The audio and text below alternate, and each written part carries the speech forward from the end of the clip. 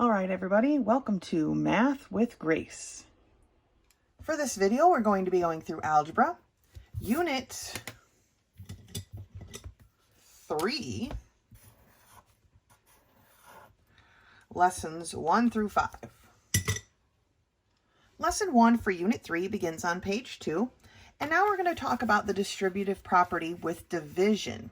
And it states that just as distributive property is used in multiplication, it can also be used for division, where each term in the numerator must be divided by the denominator. So here's their example, 3x plus 6 divided by 3. Then they wrote it like this. I would kind of skip that step and go directly to this step. Basically, you want to divide each term by 3. When I distribute with multiplication, I put my swoops at the top. When I distribute with division, I like to put my swoops underneath. So basically, we're going to divide each term by 3. So 3x divided by 3 becomes a x, right? The 3's cancel out. And 6 divided by 3 is a 2. So a simplified answer would be that. Looking at the next example, we have 8x squared minus 6x plus 36, the whole quantity there, divided by a negative 2. So we want to make sure we distribute this negative through this division, okay, through each term. Now again, I would skip this step and go straight to this step. So we have 8x squared divided by negative 2, minus 6x divided by a negative 2, plus 36 divided by a negative 2. Now, you could move this negative up next to the 6x if you like. Just make sure you don't lose track of it, okay? So we can reduce our 2 here. 2 goes into 2 one time, and 2 goes into 8 4 times. And so this becomes negative 4x squared. Then for this term, the 2 goes into 2 one times, and the 2 goes into 6 3 times, but we have a minus minus here, okay? And that minus minus becomes a plus 3x. And then here, 2 goes into 2 one time, it goes into 36 18 times, so we have negative 18. All right, so we're just going to be dividing through. Let's take a look at some of these problems here on the next page. Number 1 gives us the quantity 5x minus 10 divided by 5. We're going to distribute this division. So we have 5x divided by 5 minus 10 divided by 5, okay? Or here our 5's cancel, so we have x is all that's left, minus 10 divided by 5, or 2. So our answer for that one is x minus 2. For number 2, we have the quantity 12x plus 8 divided by a negative 4. Now we want to make sure we're careful with that negative sign as we distribute our division. We have 12x divided by a negative 4 plus 8 divided by a negative 4. Okay? Well, we can reduce, right? 4 goes into 4 one time. 4 goes into 12 3 times. We don't want to forget this negative, so it's negative 3x is what's left over, okay? Plus, now I'm going to hold on to that. We've got a plus and a minus here, so we know our answer is going to be a negative 8 divided by 4, which is 2. Okay, let's take a look at number 3. Here we have more terms. We have the quantity 24x minus 18y plus 27 divided by 3. Okay, so my 3 is going to be distributed throughout here.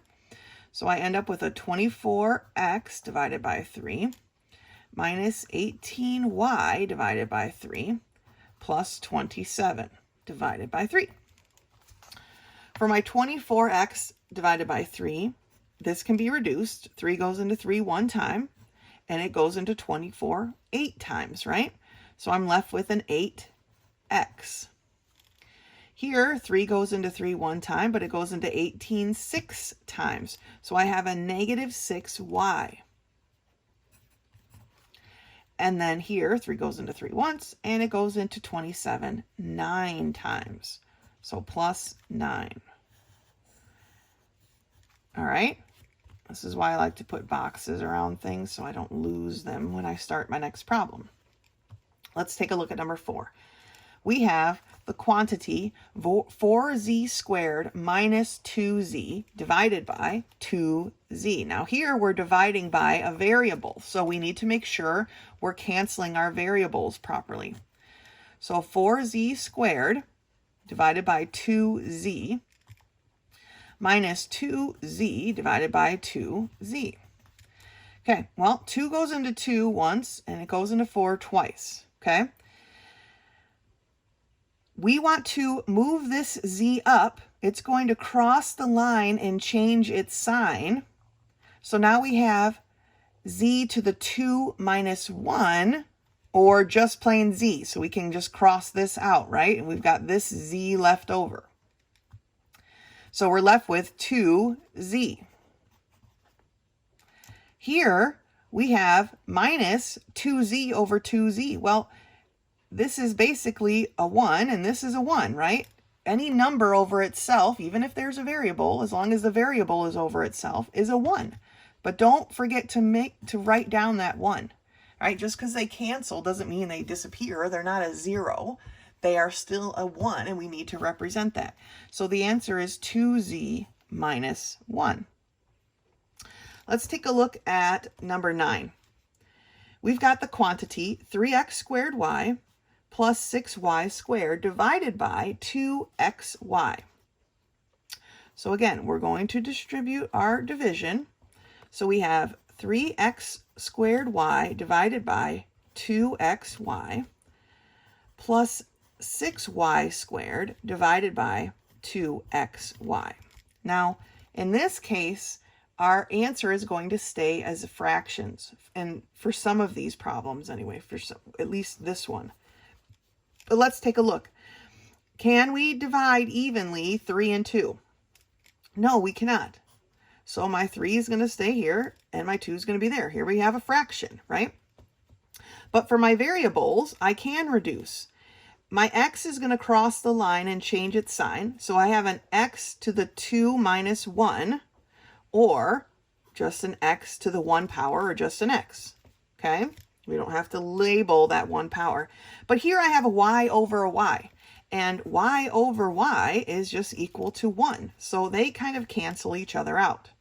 So my first term is simplified to 3x over 2. Plus, here I can reduce. 2 goes into 2 one time. 2 goes into 6 3 times. I don't have anything to simplify that x with, so it can just stay in the denominator. Now I can simplify my y. My y is going to cross the line to change its sign. So I have a y to the 2 minus 1, or a y to the 1, which is just a y. So my answer for this one becomes 3x over 2 plus 3y over x. All right, so this one is in fractional form. It's going to stay that way, and that's fine. Let's do one more. Let's do number 10. We have the quantity negative 7 x to the 6th y to the 3rd minus 21 x to the 4th y squared divided by that quantity divided by negative 7 x to the 3rd y squared. Okay, so we're going to distribute our division. And so we have negative 7 x to the 6 y to the 3rd divided by negative 7 x to the 3rd y squared minus 21 x to the 4th y squared over negative 7 x to the 3rd y squared. Okay, now here my negative 7's become a 1, right? Negative 7 over negative 7 is a positive 1. And both of my variables are going to cross the line and change their sign, okay? For the x variable, I have an x to the 6 minus 3, or x to the 3rd power. For my y, I have a y to the 3 minus 2, right? Or just y to the 1 power, so a y. That's all that's left from my first term once I've simplified. So let's take a look at this second term. I have a minus minus, so it's going to be a plus. 7 goes into 7 one time, but it goes into 21 3 times. So I know there's going to be a 3. And my x term is going to cross the line to change its sign, but my y's just cancel, right? So they're gone. So here I have an x to the 4th minus 3, or x to the 1. We can just write it as x. So this number, even though we started with fractions like we did up here, it simplified. This one was quite busy, right? But it simplified to regular whole numbers, where this one didn't, right? So x to the 3rd y plus 3x. And that's lesson 1. Good job. Lesson 2 starts on page 6, and it's about mathematically related values. Now it tells us that some problems have more than one unknown value, but the values are mathematically related to each other. And they can be mathematically expressed using just one variable and the relationship between the two things, okay? Let's take a look at what that means. In example 1, it tells us that Tina picked 3 more quarts of blueberries than her younger sister, Joan. So here we have the number of blueberries that Tina picked, and the number of blueberries Joan picked gives us our total number of blueberries, right? But we can't combine these terms. We can't combine them because they're not like terms. We can't add a T and a J. So we can find a different way to represent them that we can use just one variable. And so it tells us the phrase that 3 more than shows mathematical relationship between the two values. Okay, so they've labeled Joan's quarts with a J, but instead of labeling Tina's quarts with a T, they've labeled it with a Joan plus 3, because that's what it says here. Tina picked 3 more quarts of blueberries than Joan. So she picked the number of quarts that Joan picked plus 3 more. So now we can actually combine them. If they wanted to know, well, how many blueberries they picked? Well, Joan picked blueberries, right? And we're going to add that to the number of blueberries Tina picked. And she picked Joan plus 3. So to solve this, it would be 2 Joans plus 3. Okay? And then equals whatever. We don't really have enough information to solve it, but we can simplify it to this state. Now, they're not asking us to do that right now. They just want us to label them, but I wanted to do that with you just so you can see what will be coming in the future. For example, number 2, Travis caught 4 times as many fish as Edward. So Edward is our base, okay? We don't really have any information about Edward except for the fact that he caught fish. So Edward is our base. So we have an E for Edward, right? Well, Travis's fish equals 4 times the amount of Edward. Okay, so now we have one variable, but it's representing 2 different things, right? That's what our goal is here. Let's take a look at number 4. I want to do number 4 because this one comes up and it confuses people, but it doesn't need to. 3 consecutive integers. Consecutive means in a row. So if you were to count, it would be 1, 2, 3, or 10, 11, 12, or 13, 14, 15, right? Well, to represent that algebraically, we call the first integer x. So whatever x is, say x is 47, okay?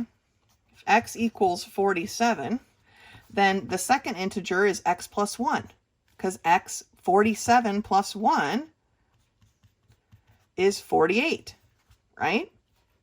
For the third integer is x plus 2, because x plus 2 is 49. So we get 47, 48, 49, 3 consecutive integers.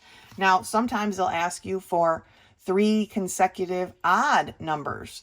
Well, instead of counting and adding 1 each time, we have to add 2 to get to an odd number, right? If we started with 3, we would have to add 2 to get to 5.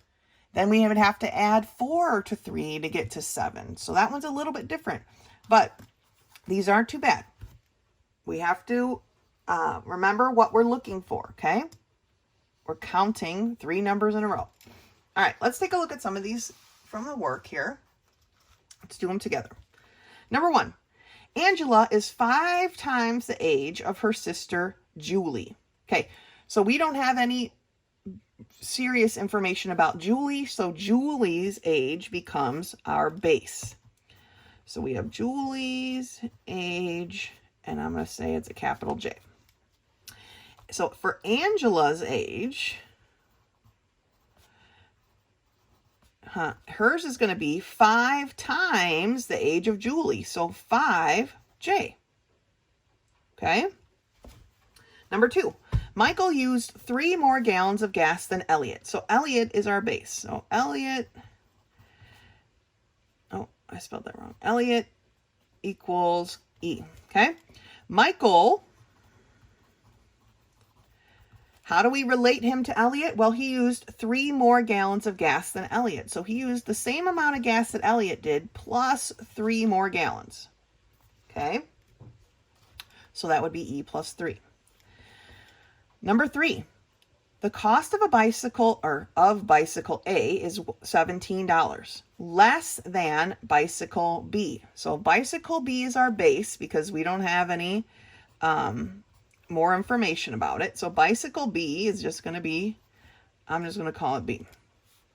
The cost of bicycle A, so bicycle A, is $17 less than bicycle B. So B minus 17. Bicycle A equals B minus 17. All right. See how this relationship is formed? A meter stick is divided into 2 unequal parts. Okay, it's a 100 centimeter meter stick is divided into 2 unequal parts. So let's say part 1 is going to be just a P. So how can we relate part 2 to that? It doesn't give us a more than or a less than, but how can we relate? Well, that's why it tells us this 100 centimeters, right? If you have a cookie, one whole cookie or one whole meter stick, right? And you break it into 2 parts, you've got part 1 and part 2. If I gave you part 1, I would have the whole cookie minus part 1, right? Because I gave part 1 away. Well, that's the same thing here. The whole meter stick minus part 1 is going to equal part 2, right? We've got this meter stick. We broke it in half. I gave you part 1. I have the whole meter stick minus part 1 is what the quantity that of the meter stick that I have. Okay? These kind of problems we're going to be doing a lot. So if this is confusing, if you're not sure you understand it, please let me know so we can go over it more clearly. Now for number 5, they want 4 consecutive integers. All right. So I'm just going to call it number 1 integer. That's a lot to write out. Okay. The first one is going to be X. Remember, they want consecutive integers. So they want, if you start with 47, they want the next one up. So the number 2 integer is going to be X plus 1. The number 3 integer is going to be X plus 2. And the number 4 integer is going to be X plus 3. Okay, we just keep counting up from X. Here we added 1, so it's 1 number higher. Here we added 2, so it's 2 numbers higher than X. Here we added 3, so it's 3 numbers higher than X. That gives us 4 consecutive integers. Okay, so when we're doing these, we want to set up our base. Who did they give us the least information about? Okay, Julia and Elliot, it just says their names. We don't have anything other than that. So they become our base. Same with bicycle B, right? And from there, we need to see what is the relationship to the other variable and that base variable. All right, good job. Lesson 3 begins on page 10, and it's titled Solving More Complex Equations, but complex, nothing. You guys got this. It tells us to solve equations with variables on both sides. We're just going to solve this like we always do, okay? We're going to simplify both sides of the equation and then eliminate a variable from one side, just like we eliminate these numbers, Okay, it's exactly the same thing. It's just that this time it's a variable. So let's take a look at how they do it. Now, usually I like to move the numbers first, but they move their variable first, and that's fine. So we have 4x minus 16 equals x minus 7. The 4 is the larger of the coefficients for our variable. Okay, so I want to keep the 4 where it's at because I want my variable to be a positive variable. All right, if I move the 4, then I'm going to have a negative variable, and that can get complicated. So I'm going to move the x, or eliminate the x. And to do that, I need to subtract both sides by x, because x minus x is 0, and these cancel each other out, right? It becomes a 0. Well, here, then I have 4x minus x, or 3x. So the new equation is 3x minus 16 equals negative 7. Well, now I can get rid of this outlier, right? I'm going to add 16 to both sides. And it breaks down to 3x equals 9. Now, since 3 is being multiplied by x, I'm going to do the opposite and divide. And I get down to x equals 3. Okay? Now, the next page, example, it's the same example twice, because what they did here is after they distributed, they moved the variable to keep it positive, right? But then they showed it down here, exact same problem, distributed, except this time they moved the variable and it became a negative variable. But they just wanted to show you that either way, the answer turns out the same. So I'm just going to go over the positive variable one because I really want you guys to work hard to make sure your variables stay positive. So here is our expression. 3 times the quantity 4 minus 2x equals negative 5x plus 10. So we distribute this 3, right? Multiplication. 3 times 4 is 12. 3 times a negative 2x is a negative 6x. So now we have our base equation. The 6 is larger than the 5, right? But this is a negative 6. So now I want to move that 6 to make it positive, and that will make my variable positive. So I'm adding 6 to both sides. Negative 6x plus 6x is 0. So they're gone. And I'm left with 12 equals x, because negative 5x plus 6x gives me positive x minus 10. Now I need to get rid of this outlier, and it's being subtracted, so we're going to do the opposite and add it to both sides. So the x is left by itself, and it's equal to 22. Now all they did here was rewrite it the other direction. If you basically switch an equation around, all of the parts of an equation around, which we could have done up here even, then it stays the same. So they basically just switched what side of the equal sign both of these are on, but it's exactly the same answer as long as you switch everything. Okay, can't just switch part, you have to switch it all. So x is 22. All right, let's turn the page and look up through some of these together. For number 1, we have 7x plus 15 equals 3x plus 23. Now I want to move my x, but I want to keep it positive, so I'm going to move the 3x. And I do that by subtracting 3x. It's positive here, so I'm going to do the opposite and subtract. I'm going to subtract a 3x from both sides. 3x minus 3x is 0, so they're gone. 7x minus 3x gives me a 4x. Plus 15, because I didn't change the 15 at all, equals 23, because I didn't change that one at all. Now I want to get rid of this outlier, right? My goal is to get the x by itself. 15 is being added here, so we're going to do the opposite and subtract. Minus 15 on both sides. 15 minus 15 is 0, so they're gone. So I'm left with 4x is equal to 23 minus 15. Well, 23 minus 15 is 8, all right? My 4 is being multiplied by x, so we're going to do the opposite and divide on both sides. 4 divided by 4 is a 1, so the x is by itself now. And 8 divided by 4 is 2. So our answer comes down to x equals 2. Taking a look at number 2, we have negative 6x minus 9 equals negative 11 minus 8x. If I move the 6, I'm going to be adding 6 to both sides, but that's not going to give me a positive variable. So I'm going to add the 8 to both sides instead. So plus 8x plus 8x. Negative 8x plus 8x is a 0, so it's eliminated. Negative 6x plus 8x gives me a positive 2x. Minus 9 equals negative 11. I want to get rid of this outlier. This 9 is being subtracted, so we're going to do the opposite and add. The 2 wasn't changed, so it's 2x is equal to negative 9 plus 9 is 0. Negative 11 plus 9 is a negative 2.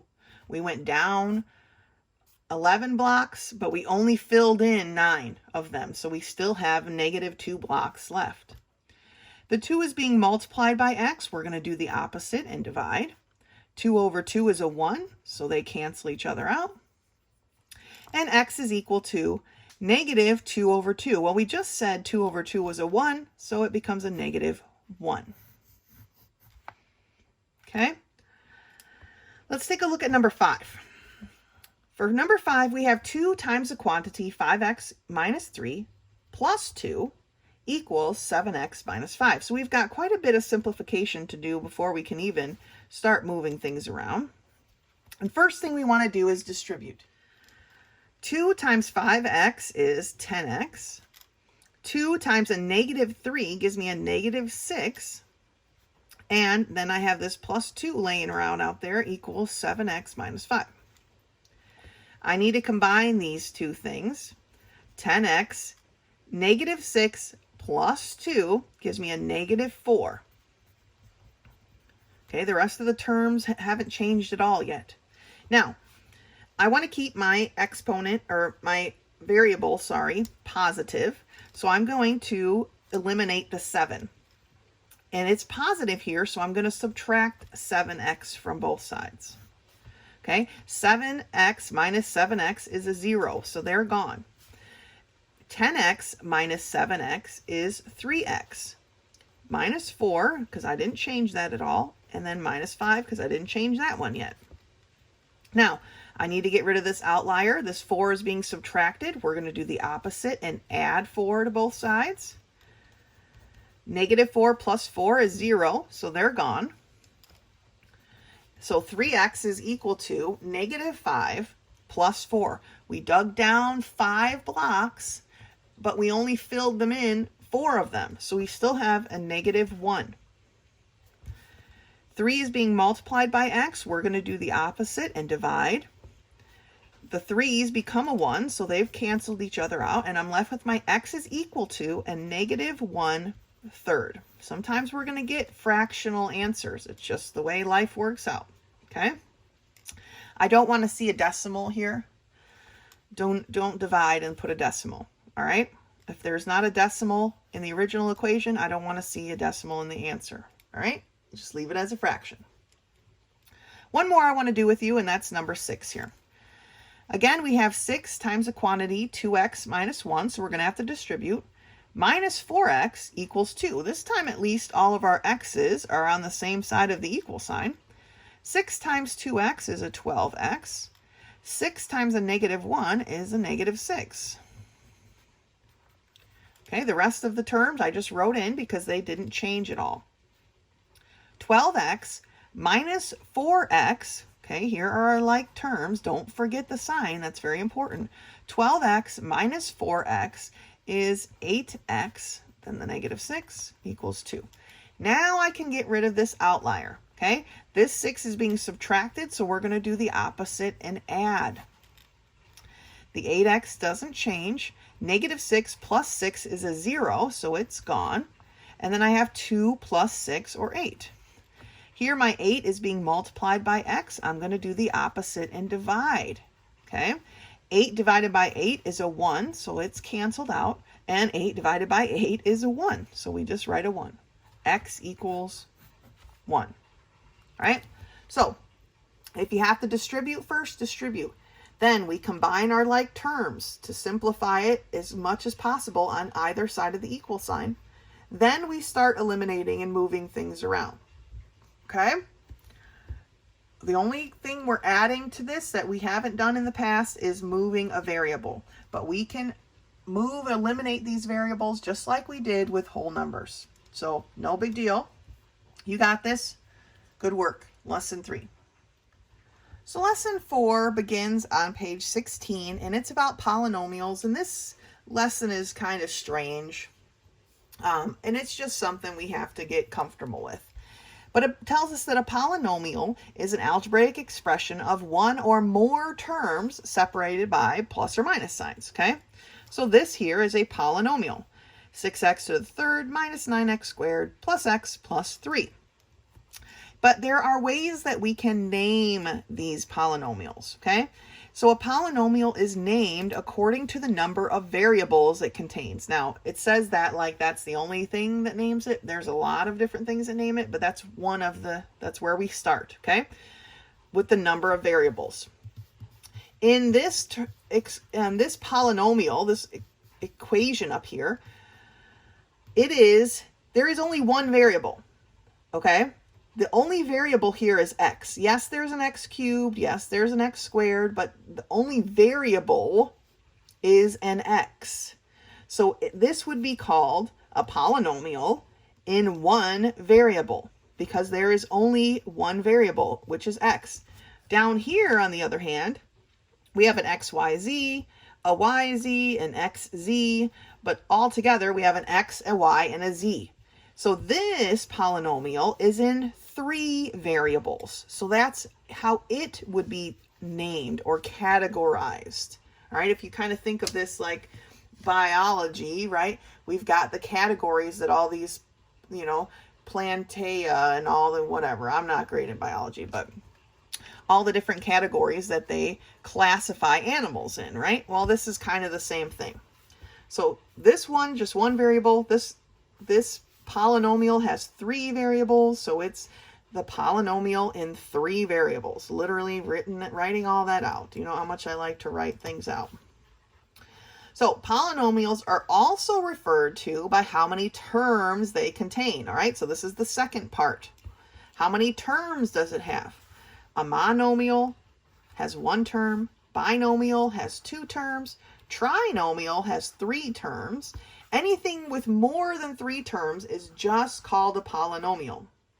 Okay, so at this point, for this one here, we have a monomial in 1 variable. Okay, we have a binomial in 1 variable. And here's a trinomial in 1 variable. I wish they would have made these a little bit more complicated, but it is what it is. Okay, so that's the second way, is to name it by how many terms there are. How many parts does it have? Okay. And the third way to label it is by degree.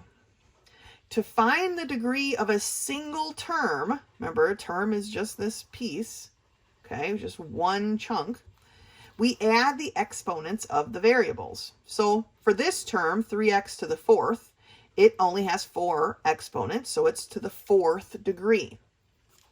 But for this term here, 3x to the 4th y squared, if we add the 4 and the 2, we get a 6. So that one is to the 6th degree.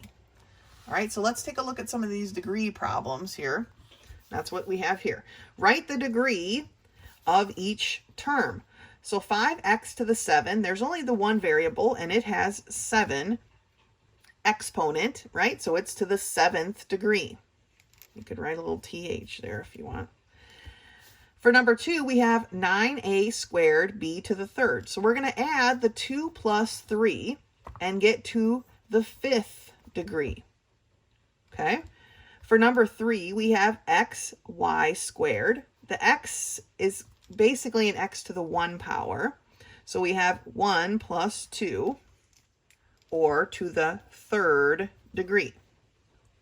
Okay. For number 4, we have m squared np to the 3rd. Don't forget that n has a little 1 there that we just don't normally write.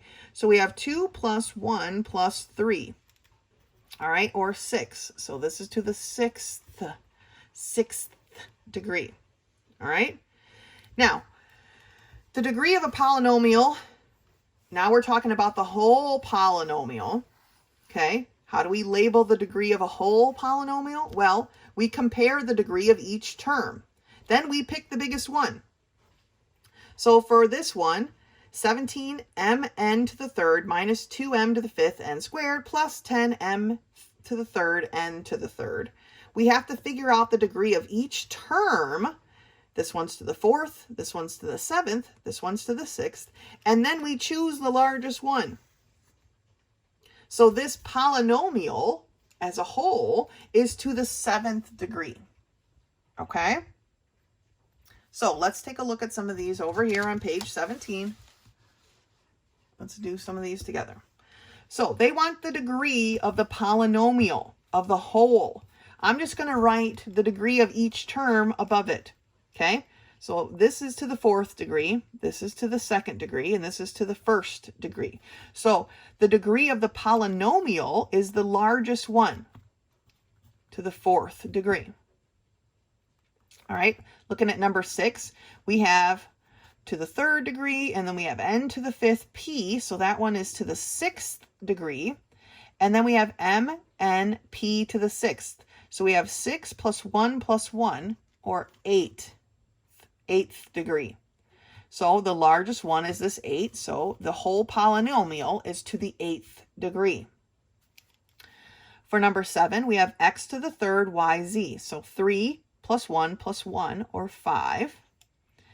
19yz, or just 1 plus 1, which is 2. 3yz squared, which would be 1 plus 2, or 3. And then y squared z, which is 2 plus 1. So that one's to the 3rd degree. So which is largest? It's this one here. So this whole polynomial is to the 5th degree. Okay? So now they want us, for these last 3, to write monomial, binomial, trinomial, polynomial, and create the description by writing all this other stuff we just talked about. Okay? So first of all, this has 3 terms, so it's a trinomial. So trinomial, okay. To the what? Or sorry, in what? Trinomial, and in how many variables? Well, we have x, y, z, that's 3. Y, z, we've already talked about y, z, we've already talked about those. So it's a trinomial in 3 variables. I know the number 3 should be written out, but we can save language arts for later. Now we need to know how many degrees, okay? So it's a trinomial in 3 variables to what degree, okay? Well, x, y, z is 2 plus 1 plus 1, or 4. Y to the 3rd, z to the 3rd is 3 plus 3, or 6. And y to the 4th, z to the 2nd is 4 plus 2, or 6. So we've got 2 6s, but that's fine. So we write to the 6th degree. All right, so that is how you write a full description of this polynomial. It is a trinomial in 3 variables to the 6th degree.